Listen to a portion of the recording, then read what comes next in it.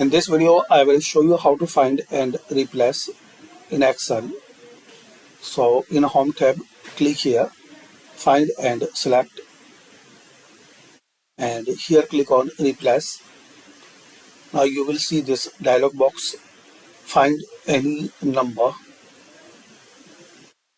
or any value, like in my case 56, and I want to this value to 99. Now you can replace all in just a one click like this.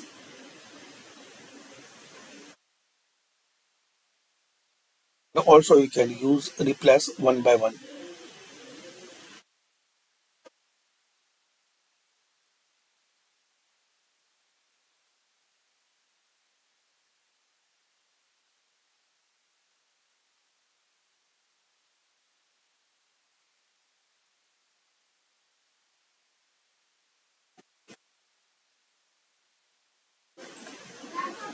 So this is the method, guys. You can use find and replace.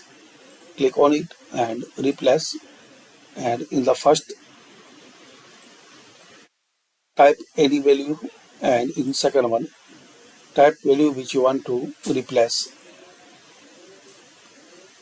So thanks for watching. Comment this video useful for you or not.